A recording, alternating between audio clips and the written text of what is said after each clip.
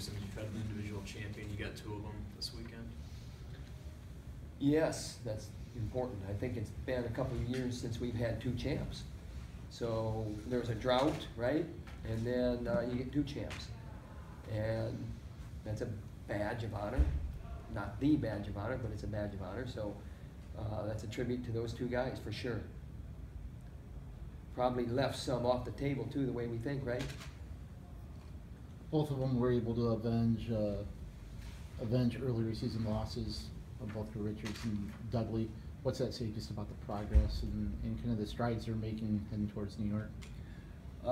Progress every day, and that's how you go forward in this sport or in life. And I've said it all year, and we like these guys. They're good guys, and they go about their business the right way. And so there's going to be steps forward, but in a match where it's one man against another, it's not always an automatic. So it's good when you see it show up. Tom, how do you feel about the weekend as a whole? I feel like I feel every other time that we've gotten beat. And, you know, there's a lot of things to be said for positives, and it's an individual sport, and so that's how you go forward going into the Nationals, because this isn't the final. But I give congratulations to Penn State. Job well done. And we got to get ready for New York.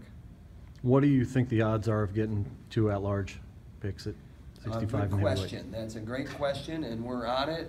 We'll make a case for him. Patrick Rhodes certainly helped his cause. Winning that last match, that was a big win for him. I mean, I think that's a top 10 guy in the coaches panel ranking. So, you know, good for Rhodes there. And, you know, and then also, you know, Stoll, he's a 7th ranked guy, and he's beaten 6 or 8 of the top, you know, guys in the country. And then going back to Rhodes, I think his only losses are to maybe top 15 guys, I think. Top 15 or 10, and Brewer could probably fill you in more on that. I don't get into that so much, but we're making a good case for him.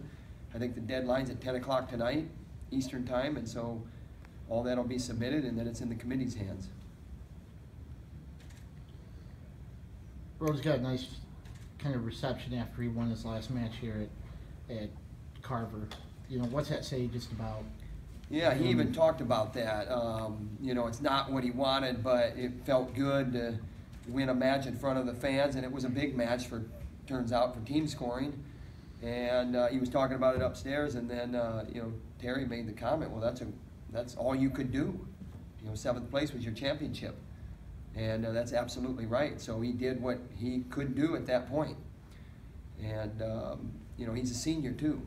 And he's had, you know, we talked about Brody Grothus and the adversity that he's gone through for 5 years, and Patrick Rhodes is the same way. Those guys have stuck with it, and so he ended on a little bit of a high for himself. And winning is big. It's big, and even though it's for 7th. You know, not the end all as you mentioned, but you know, the last couple of years you haven't performed to the way you want in the Big Ten championships in the finals matches. What does it do for you going forward to have a couple guys get what they want? I think the first question today or tonight was about the drought, and you know, the way that our room is designed.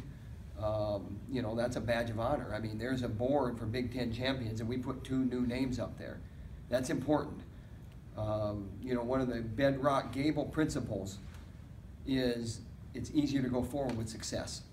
And with 2 guys having success, you know, who knows how that impacts other guys. I'm not saying that, you know, we get satisfaction as a team or Gilman gets satisfaction because Clark wins, but maybe he does. Maybe he does, because, you know, they rub off on each other. So it's very important. Anything else? Okay.